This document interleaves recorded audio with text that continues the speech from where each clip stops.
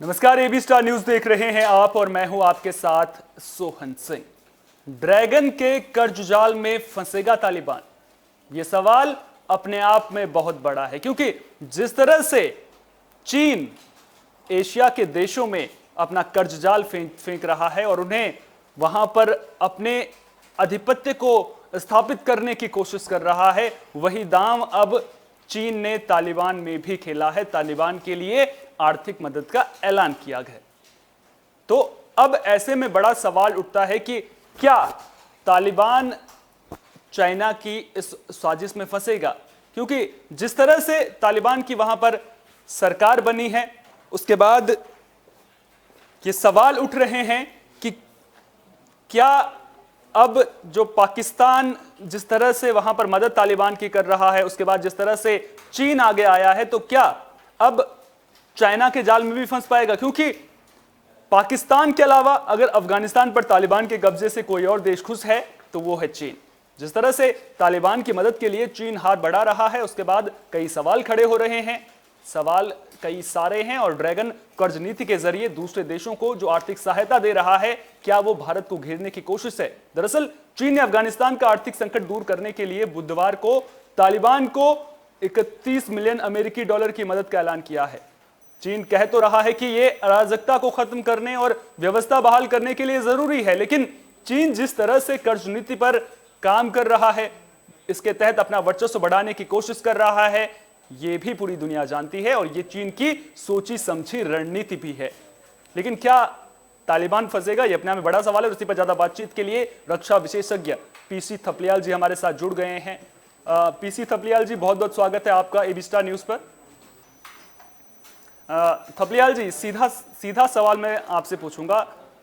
जिस तरह से चीन की रणनीति रही है, जग जाहिर है, अब तालिबान को आर्थिक मदद का ऐलान चीन ने किया है।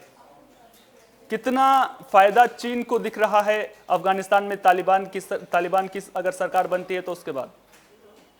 देखिए, इस समय अफगानिस्तान पे सारे विश्व की नजर है, चाहे चीन हो, रूस हो, अमेरिका हो, इंग्लैंड हो और जितने तमाम कंट्री हैं, लेकिन सबसे ज्यादा जो चिंता की विषय बन चुका है अफगानिस्तान, वो हिंदुस्तान के लिए बना हुआ है।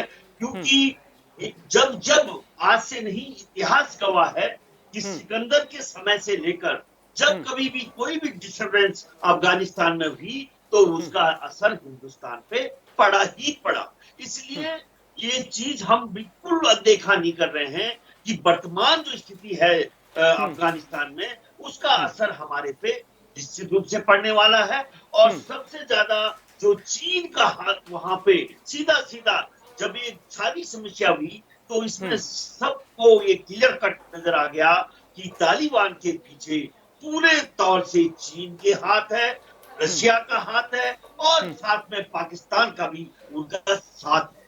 तो इन जो ये तीन देश एक साथ मिलकर तालिबान के साथ खड़े हुए नजर आते हैं। और लगभग, क्योंकि अभी तक रूस हमारा मित्र शक्तियों में रहा है, मित्र देश रहा है, लेकिन जब हाल में ही जब से मोदी जी का वो आया है यहाँ पे, मोदी सरकार बनी है, तो हमारा झुकाव ये नहीं है कि हमारा रूस की तरफ नहीं है। हमने चीन के इस राष्ट्रपति शी जिनपिंग को यहाँ बुलाया था, भव्य स्वागत मोदी जी ने अहमदाबाद में इनका कराया था, उसके बाद सेकंड विजिट भी कराई थी। लेकिन हम ये देखते हैं कि जिस सदे हुए कदमों से चीन के राष्ट्रपति आगे बढ़ते जा रहे हैं, जिस तरह से साउथ एशिया में अपना पूरा वर्चस्व बनाने में वो कामयाब से होते हुए दिख रहे हैं। उन्होंने चाहे बांग्लादेश हो, चाहे श्रीलंका हो और चाहे जितनी भी ये सराउंडिंग देश है हमारे, उन सबको उन्होंने उनके ऊपर हाथ रख दिया है और उनकी आर्थिकी में मददगार के रूप में सामने आ रहा है। हाँ, बिल्कुल बिल्कुल, वही मैं आपसे समझना चाह रहा था कि चीन जो है उनकी आर्थिक रूप से मदद करने की कोशिश कर रहा है और ये चाह रहा है कि वहां पर तालिबान अगर सरकार में रहे तो उस पर जो चीन है उसका आधिपत्य भी रहे, कर्जाल में उसको फंसा ले। लेकिन जिस तरह से तालिबान की कट्टरता है, तो वो तो ऐसे भी कर सकता है, अगर आसान भाषा में समझे कि कर्ज लिया लौटाया नहीं, कट्टरता पर चलता है तालिबान। तो क्या तालिबान फंसेगा चीन के इस कर्जाल में? देखिए, कभी भी कर्जा हमारा हम भी लेते हैं वर्ल्ड बैंक से, और वर्ल्ड बैंक से इतना कर्जा हमारे उत्तराखंड में ही हो गया राज्य में कि हम कभी कभी सोचते हैं कि हर बच्चा बहुत बड़ा कर्जवान है वर्ल्ड बैंक का इस समय हिंदुस्तान में। ठीक। लेकिन जहां तक ये सवाल होता है कि साहब वो कर्जा नहीं लौटाएंगे, ये नहीं है, क्योंकि आज पूरी तौर से तालिबान चाइना की गोदी में बैठा हुआ दिख रहा है। भले अभी जो ब्रिक्स की एक बैठक हुई थी जिसमें माननीय मोदी जी ने अपना स्टैंड, भारत का स्टैंड क्लियर करते हुए ब्रिक्स देशों को आगाह किया कि विश्व की अर्थव्यवस्था में ये 5 देश अगर एकजुट होकर चलेंगे तो ये बहुत बखूबी से, क्योंकि विश्व के बाजार में भारत को देखा नहीं। बिल्कुल नहीं, बिल्कुल।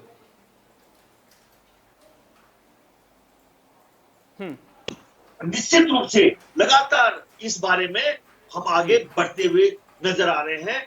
जो ब्रिक्स मीटिंग में प्रधानमंत्री जी ने पूरे विश्व को संदेश दिया, लेकिन चीन का जो रुख है शुरू से ही, पहले तालिबान को उन्होंने रिकॉग्नाइजेशन दिया और उसके बाद जो हाथ, मदद के हाथ जो सबसे पहले, क्योंकि करेंसी के मामले में जो पुरानी अफगानिस्तान की सरकार थी वो करेंसी इनवैलिड होती हुई हो गई है अफगानिस्तान में, तो करेंसी का जो क्राइसिस तालिबान के सरकार महसूस कर रही है उसकी भरपाई चीन ने कर दी है। और जहां तक चीन ऐसा नहीं है कि इसके एवज में वो फायदा ना उठाए, अफगानिस्तान खनिज देश है, ऐसा खनिज सबसे रिचेस्ट देश है खनिजों मामले में।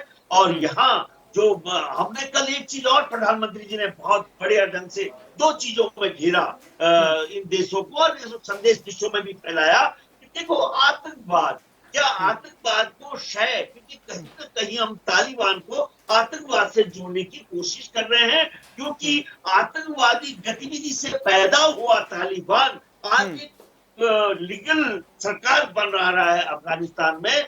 ये प्रधानमंत्री जी ने पूरे विश्व को संदेश दिया। बिल्कुल, जो भारत है, भारत ने जो है अपना रुख पूरी तरह से क्लियर किया है। भारत का स्टैंड क्लियर है कि कोई भी अगर आतंकवादी संगठन सरकार बनाएगा तो भारत उसको बिल्कुल भी मान्यता नहीं देगा। लेकिन जिस तरह से तालिबान की हम बात कर रहे हैं, वहां पर व्यापार को लेकर के अगर मैं बात करूं तो भारत ने भी बहुत सारी चीजें निवेश की हैं, वहां पर भारत का भी बड़ा निवेश रहा है। हालांकि तालिबान यह कह रहा है कि वो भारत के साथ राजनीतिक और व्यापारिक संबंध चाहता है, लेकिन चीन जिस तरह से मदद कर रहा है, पाकिस्तान, अब ये जब नई सरकार बनेगी तो उसमें जाहिर सी बात है कि पाकिस्तान का भी उसमें हाथ रहेगा और पाकिस्तान के इशारे पर भी वहां की सरकार चलेगी, तो भारत के साथ जो व्यापारिक संबंध हैं उन पर तो असर पड़ेगा ही। लेकिन आज मैं आपसे चीन के प्रक्षेप में बात कर रहा हूं।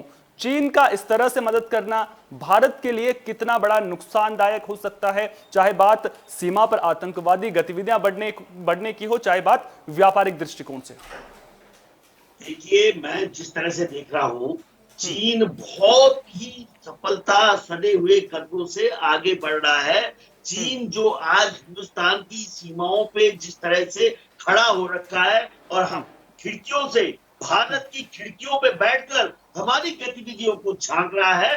भले हम इस समय बहुत ज्यादा इसके रिवोल्ट नहीं कर रहे, इस पे हम एक्शन नहीं ले रहे हैं, लेकिन चीन भी हमारे से कोई अब तू में नहीं कर रहा है। चीन और भारत की अभी तक तू में नहीं हुई है, लेकिन चीन अपनी रणनीति के तहत जो आगे बढ़ रहा है और वो ये भी कर रहा है कि साहब नहीं, जो तालिबान से वो बुलवा रहा है कि क्योंकि भारत का बहुत बड़ा पैसा आज तालिबान में अफगानिस्तान में इन्वेस्ट है, बहुत बड़ी अमाउंट।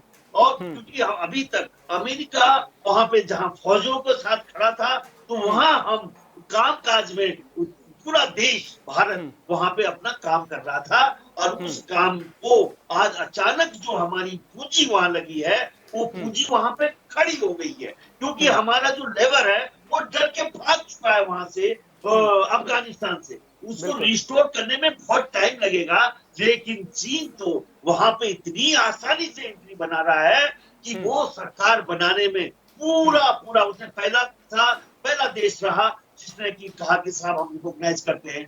चाहे पाकिस्तान ने भी उसके साथ किया, और पाकिस्तान की देखिए हमारा एक क्षेत्र था पंचशील, और पंचशील में हमने कोशिश की, हमने वहां तक भी हमारी जो कूटनीतिक शक्तियां हैं, हमने यहाँ तक किया कि वहां पे पाकिस्तान समर्थक सरकार का विरोध करने का जो हमने प्रयास किया, और इन्होंने जो गोलियां चलाकर हमारे उस आंदोलन को, अफगानिस्तान के उन लोगों को जो पाकिस्तान के विरोधी हैं, उनको गोलियों से जिस तरह से तालिबान ने डराया, वो कई फ्रंट पे ये लोग सफल होते नजर आ रहे हैं। लेकिन अभी भी ये ऐसी स्थिति है जिसको आप ये नहीं बोल सकते कि हाँ वो बिल्कुल सफल हो गए हैं और हिंदुस्तान असफल हो गया है, क्योंकि हमारे साथ आज इंग्लैंड खड़ा है, ब्रिटेन हमारे साथ खड़ा है, हमारे साथ अमेरिका खड़ा है, और ये जो देश है, जिस तरह पूरे विश्व में देशों का ध्रुवीकरण अफगानिस्तान के मामले में हो रहा है, इस पे हमारी बहुत बारीक नजर है। क्योंकि अगर ये जरा भी कॉन्फ्लिक्ट बिगड़ी तो विश्व युद्ध का भी ये ले सकता है स्थान। इसलिए सभी लोग डरे डरे आगे बढ़ रहे हैं। लेकिन चीन ने बिल्कुल, कहीं ना कहीं आपने जिस तरह से एक जिक्र किया कि भारत के साथ में ब्रिटेन खड़ा है, भारत के साथ में अमेरिका खड़ा है, लेकिन चीन को लेकर के मैं बात करूंगा, भारत के पड़ोसी देशों को लेकर के बात करूंगा। चीन पाकिस्तान में क्या कर रहा है सब देख रहे हैं, किस तरह से वहां पर कूटनीति का जाल बिछा रहा है। म्यांमार में क्या कर रहा है चीन, वो भी पूरी दुनिया देख रही है। नेपाल में क्या कर रहा है और उसका भारत और नेपाल के रिश्तों पर क्या प्रभाव पड़ा है, वो हाल के दिनों में हमने देखा है। इसके अलावा श्रीलंका को आप ले लीजिए, बांग्लादेश को आप ले लीजिए, ये तमाम वो देश हैं जो भारत के पड़ोसी देश हैं, और इन देशों को कहीं ना कहीं चीन अपनी कर्ज नीति के जरिए जाल में फंसाने की कोशिश करता हुआ नजर आ रहा है। अब बात हो रही है चीन क्या कर रहा है, ये तो पूरी दुनिया देख रही है। भारत को क्या करना चाहिए, ये मैं आपसे समझना चाहूंगा। देखिए, भारत ने जो कल बैठक हुई बहुत ही महत्वपूर्ण, मैं बात फिर बोल रहा हूं, ब्रिक्स 5 देश हैं, जिसमें मतलब ब्रिक्स देशों की जो मीटिंग हुई है, जिसमें ब्राजील है, इंडिया है, चाइना है, और मतलब साउथ अफ्रीका, मतलब इन देशों की जो बैठक हुई है साउथ एशियन देश की, इसमें कहीं भी चीन ने भारत को आंखें नहीं दिखाई। चीन ने कहीं भी अभी तक भारत के साथ में नहीं किया। लेकिन इनडायरेक्टली आप देखिए ना, आप चलिए, आप सामने से आप आंखें नहीं दिखा रहे हैं, लेकिन भारत को घेरने की कोशिश तो कर रहा है चीन। चीन जानता है कि नेपाल किस तरह से भारत पर थोड़ा बहुत निर्भर था, अब किस तरह से नेपाल भी भारत को आंखें दिखा रहा था, आपने वो देखा चीन के किस तरह से वहां पर प्रोजेक्ट चल रहे हैं। इसको लेकर के मैं पूछ रहा हूं, चलिए आप सामने से चीन आंखें नहीं दिखा रहा है, लेकिन कूटनीतिक तौर पर घेरने की तो पूरी कोशिश है चीन की भारत को। बिल्कुल, लेकिन एक मजबूरी है चीन की, जो मजबूरी है कि उसका बहुत बड़ा इन्वेस्टमेंट भारत के बाजार में। आज भारत का और चीन का, अभी कुछ दिनों पहले जब चीन में हमारे सीमाओं में समस्या हुई थी, तो भारत ने अनाउंस किया था कि साहब हम इनके माल को नहीं लेंगे, जो कुछ भी चीन का प्रोडक्ट है, लेकिन नहीं हो पाया। आज आप खुद अगर सर्वे करोगे, चीन का जो प्रोडक्ट है आज भी भारत के बाजार में उसके बिना बाजार नहीं चल सकता। हमारी जो दवाइयों की फैक्ट्री है, वो सिर्फ चीन की मजबूरी नहीं है ना, वो सिर्फ चीन की मजबूरी नहीं है, वो तो भारत की भी मजबूरी है कि भारत चीन के साथ में व्यापारिक संबंध खत्म नहीं कर सकता है किसी भी तरह से।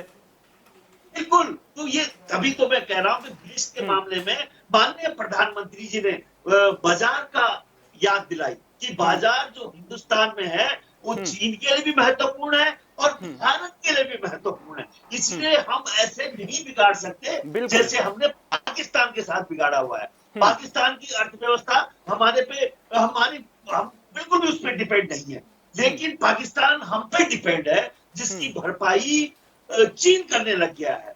अफगानिस्तान हम पर डिपेंड था पहली वाली सरकार, लेकिन वहां भी भरपाई तालिबान के माध्यम से चीन करने लग गया है। चीन नेपाल की भरपाई करने लग गया है। तो आप ये देखिए कि बांग्लादेश में जितना कॉटन का इंडस्ट्री है, जितने छोटे छोटे कुटीर उद्योग हैं, आज वो पूरी तौर से चीन के छतरी के नीचे काम कर रहे हैं। उनका माल पूरा का पूरा बांग्लादेश आज अर्थव्यवस्था में हमसे आगे बढ़ा हुआ है।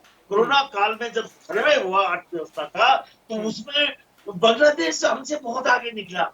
ये चिंता का विषय है, लेकिन चूंकि हम बहुत खुले तौर से डिस्कस नहीं कर सकते, लेकिन कहीं ना कहीं चीन के बढ़ते हुए कदम केवल भारत को ही नहीं, विश्व को भी डराने लग गए हैं। ये एक शक्ति के रूप में चीन उभरता हुआ आ रहा है। और इसमें जब से आपने देखा होगा कि शी जिनपिंग वहां के राष्ट्रपति बने, वो धीर गंभीर व्यक्तित्व के रूप में, एक घाटी राजनीति के रूप में आगे बढ़ते हुए नजर आ रहे हैं। और उन्होंने जिस तरह से हमसे भी हैंडलिंग किया, हिंदुस्तान से उन्होंने देखो 64 में 62 में हम युद्ध में चले गए थे। उस समय मतलब वहां के राष्ट्रपति इस ढंग से नहीं, इस समय भी युद्ध की स्थिति को शी जिनपिंग ने संभाला।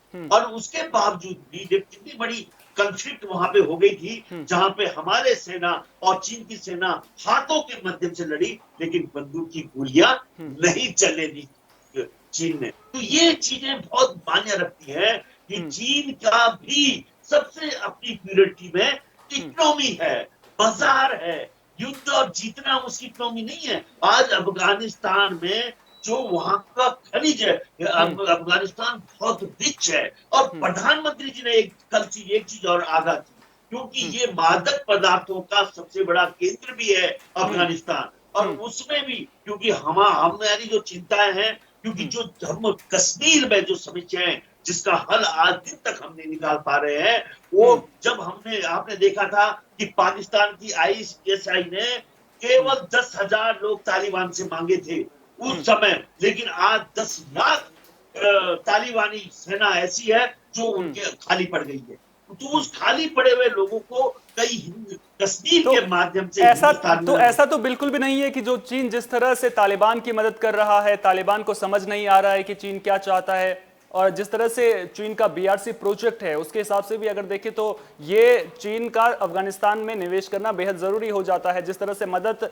चीन अफगानिस्तान में तालिबान की कर रहा है। ऐसे में तालिबान क्या करे? तालिबान और भारत के रिश्ते, तालिबान भले ही ये कह रहा है कि वो भारत के साथ में आर्थिक जो रिश्ते हैं वो बनाए रखना चाहता है, व्यापारिक रिश्ते भारत के साथ बनाए रखना चाहता है, लेकिन अगर चीन दखल देगा तो हमने देखा है कि किस तरह से भारत के रिश्ते भी अपने पड़ोसी देशों के साथ में बिगड़ते हुए हमने देखे हैं। तो अगर तालिबान वहां से रखना चाहता है और भारत का जिस तरह से निवेश वहां पर है, तो वो तो पूरी तरह से प्रभावित होगा। प्रभावित होगा, लेकिन चीन का जो फंक्शनिंग है वो एनिमिटी के वैसे नहीं है, उनकी एबिलिटी के माध्यम से वो घुस रहा है। उनके पास वर्किंग फोर्स इतनी अच्छी है, हमने स्वयं देखा है कि आज कई इंडस्ट्री में वो आगे इसलिए बढ़ रहा है कि उसके पास एक अनुशासित वर्क फोर्स है। जो अनुशासित वर्क फोर्स का हमने तो कोरोना काल में देशबंदी के दौरान में अपने जो हमारे श्रमिक वर्ग था उसको तितर-बितर कर दिया। जो मधुमक्खियों की तरह इस देश का निर्माण कर रहा था, वो 24 मार्च की जो लॉकडाउन इस देश में हुआ देशबंदी का, उसने उन मधुमक्खियों को तितर-बितर कर दिया। और इतना तितर-बितर कर दिया कि लोग हजारों किलोमीटर पैदल चल के अपने गांव में लौटे।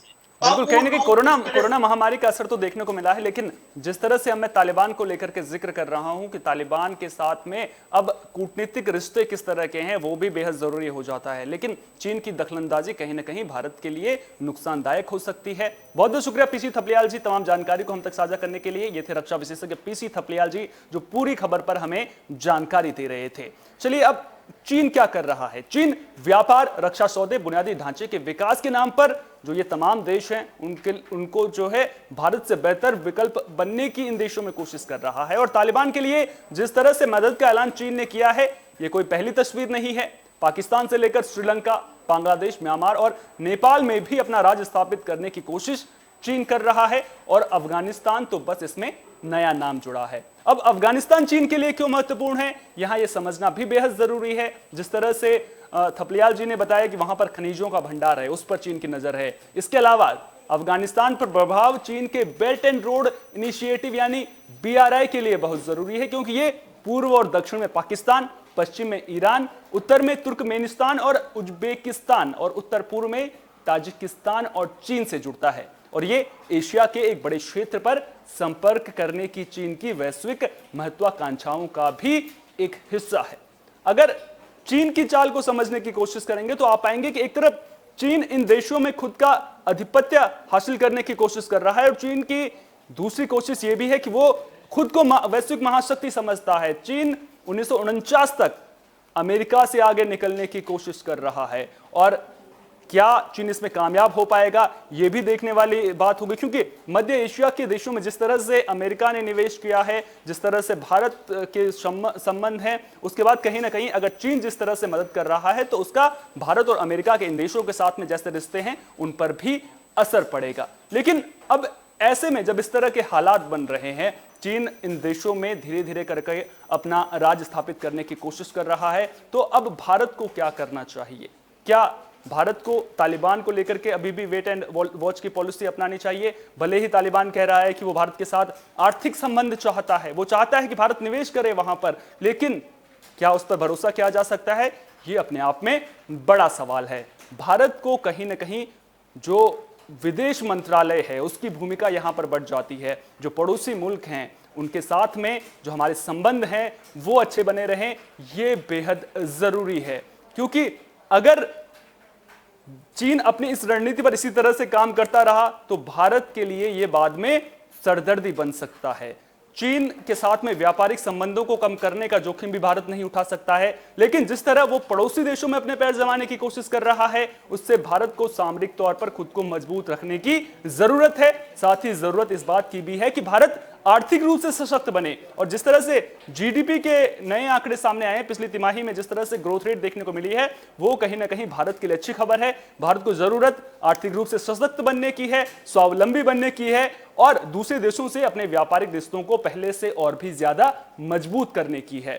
भारत को सबसे पहले यह भी देखना होगा कि चीन पाकिस्तान और अफगानिस्तान के जरिए कोई खतरा तो पैदा नहीं कर रहा है, जिसके बाद सबसे ज्यादा आपको बता दें कि भारतीय सेना को सबसे ज्यादा चौकस रहने और सतर्क रहने की जरूरत है। दूसरी बात कि भारत को श्रीलंका, बांग्लादेश, नेपाल जैसे देशों के साथ अपने रिश्तों को और भी मजबूत करने की जरूरत है, चाहे वो शिक्षा के जरिए करें, आर्थिक नीतियों के जरिए हो, लेकिन लंबी अवधि के लिए संबंध बनाने पर जोर जरूर देना चाहिए। यानी भारत के लिए जियो और जीने दो के फॉर्मूले पर चलना बेहद जरूरी है। लेकिन अब भारत सरकार किस तरह से कदम उठाती है यह देखना दिलचस्प रहेगा। जिस तरह से भारत में लगातार सरकार कहती है कि स्वावलंबी बनो, आत्मनिर्भर बनो, सरकार अपनी ओर से पूरी कोशिश कर रही है, लेकिन जनता की भागीदारी बेहद जरूरी हो जाती है। उम्मीद करेंगे कि अर्थव्यवस्था की पटरी पर जो अर्थव्यवस्था के पहिए हैं वो तेजी से घूमते रहेंगे, ताकि भारत को आगे किसी और देश के सामने ना झुकना पड़े, और चीन जिस तरह से कूटनीतिक तरीके से हमारे पड़ोसी देशों को कर्ज के जाल में फंसा रहा है उसका भारत को नुकसान ना उठाना पड़े। इस स्पेशल रिपोर्ट में फिलहाल के लिए इतना ही। दीजिए इजाजत, नमस्कार।